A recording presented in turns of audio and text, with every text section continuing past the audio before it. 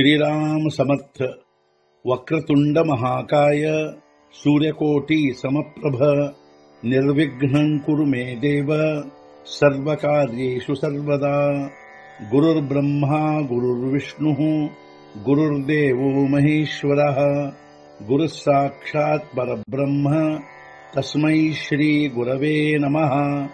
विदेहापरि चालवूनी प्रपंच मुमुक्षो जनालागी अध्यात्म चर्चा करोनी बहुलोकजे मेळवीती।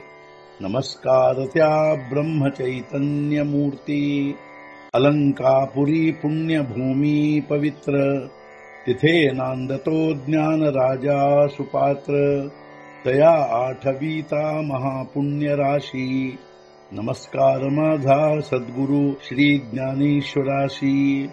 सद्गुरुनाथ महाराज की जय। जय जय रघुवीर समर्थ। श्रीराम समर्थ। जय जय रामकृष्ण हरी। श्री ज्ञानेश्वरी अध्याय 1 अर्जुन विषाद योग ಸಂಪುಟ 64।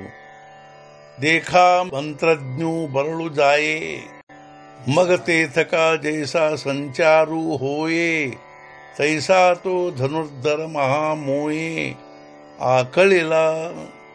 ನೋಡಿರಿ ಮಂತ್ರಜ್ಞನು ತಪ್ಪಿದರೆ ಮಂತ್ರವನ್ನು ಹೊಂದುವಂತೆ ವಿಶೇಷ ಬಾಧೆಯನ್ನು ಮಹಾಮೋಹದಿಂದ ಅರ್ಜುನನು ಹೊಂದಿದನಾಗ।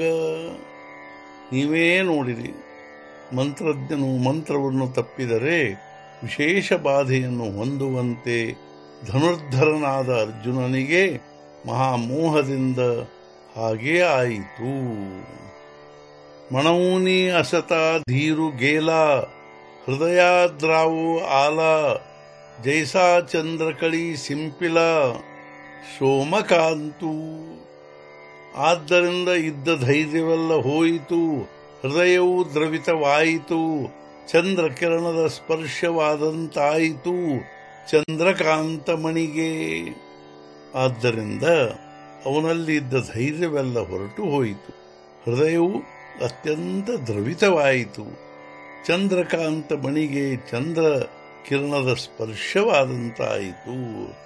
ದಯಾಪರಿ ಪಾರ್ಥು ಅತಿ ಸ್ನೇಹಿ ಮೋಹಿತು ಮಗ ಸಖೇದಸೆ ಬೋಲತು ಅಚ್ಯುತೇಸಿ।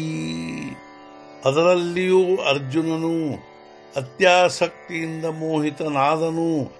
ಆಗ ಅತ್ಯಂತ ಖೇದದಿಂದ ಹೀಗೆ ಹೇಳಿದನು ಶ್ರೀಕೃಷ್ಣನಿಗೆ। ಅದರಲ್ಲಿಯೂ ಅರ್ಜುನ ಅತ್ಯಂತ ಆಸಕ್ತಿಯಿಂದ ಮೋಹಿತನಾದನು। ಆಗ ಅವನು ಬಹಳ ಖೇದ ಹೊಂದಿದವನಾಗಿ ಶ್ರೀಕೃಷ್ಣನಿಗೆ ಹೀಗೆ ಹೇಳಿದನು। सद्गुरुनाथ महाराज की जय। जय जय रघुवीर समर्थ। श्री पंढरीनाथ महाराज की जय। जय जय रघुवीर समर्थ।